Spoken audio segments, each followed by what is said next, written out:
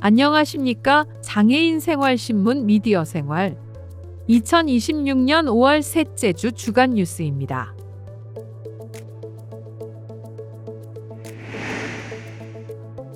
첫 번째 소식입니다.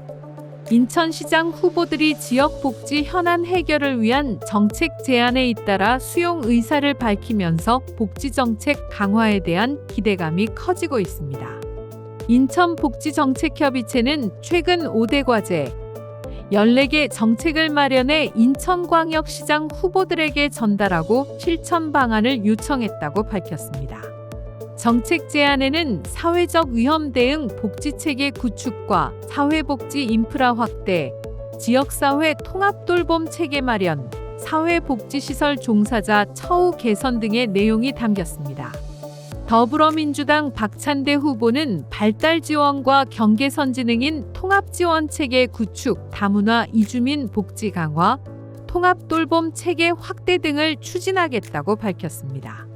국민의힘 유정복 후보 역시 정책 제안 전반에 대해 수용 입장을 밝히고 생애 주기별 맞춤형 돌봄 확대와 장애인 복지 회관 건립, 인천형 복지안전망 구축 등을 추진하겠다고 설명했습니다.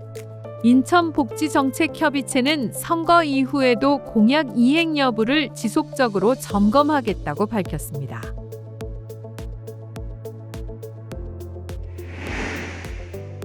두 번째, 정부의 고독사 대응 정책에 대한 소식입니다. 정부가 기존의 고독사 사후 대응 중심 정책에서 벗어나 사회적 고립을 사전에 예방하는 방향으로 정책 체계를 전면 전환합니다. 보건복지부는 지난 13일 열린 2026년 제1차 고독사 예방협의회에서 이 같은 정책 방향을 논의했습니다. 정부는 앞으로 보건복지부 제1차관을 사회적 고립 전담차관으로 지정해 범정부 대응 체계를 총괄하도록 할 계획입니다.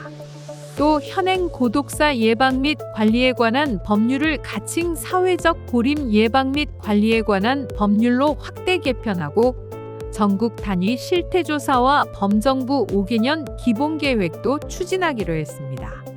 지원 대상 역시 기존 고독사 위험군 중심에서 청년과 중장년, 노년층 등 생애주기별 사회적 고립 위험군 전체로 확대됩니다.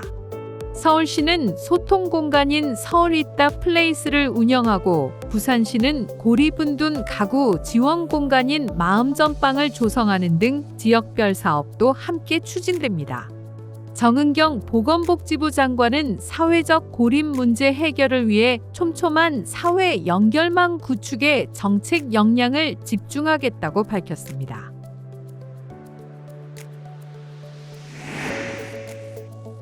세 번째 소식입니다.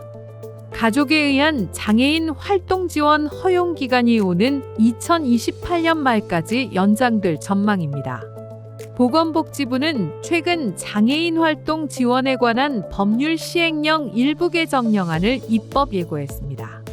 개정안은 활동 지원 인력을 구하기 어려운 최중증 발달장애인과 희귀질환자에 대해 가족이 활동 지원 급여를 제공할 수 있도록 한시 허용 기간을 연장하는 내용입니다. 현재는 도서 벽지거주나 천재지병 같은 예외 상황에서만 가족 활동 지원이 가능하지만 지난 2024년 11월부터는 최중증 발달장애인과 희귀질 환자에 대해서도 한시 허용이 적용되어 왔습니다. 개정안이 확정되면 기존 2026년 10월 말까지였던 허용 기간이 2028년 12월 말까지로 연장됩니다. 복지부는 이번 조치가 활동 지원 인력을 구하지 못해 어려움을 겪는 장애인 가족의 돌봄 부담 완화에 도움이 될 것으로 기대하고 있습니다.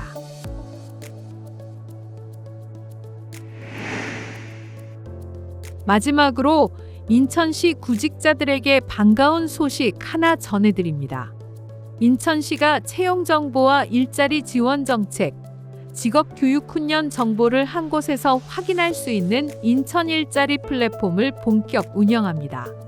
새 플랫폼은 청년과 여성, 중장년, 노인 등 대상별 조건과 취업 준비, 구인구직, 은퇴 등 상황별 조건을 선택하면 맞춤형 채용 정보와 지원 사업 정보를 한 번에 제공하는 방식입니다. 또 고용노동부의 고용24 기획재정부의 자발리오, 사람인과 잡코리아 등 공공민간 채용 정보를 함께 연계 제공합니다. 교육훈련 온라인 신청과 맞춤형 일자리 추천, 일자리 지도, 맞춤형 리포트 출력 기능 등 다양한 편의 서비스도 지원됩니다. 하병필 인천시 행정부시장은 시민들이 일자리와 지원 정책 정보를 보다 손쉽게 이용할 수 있을 것으로 기대한다고 밝혔습니다.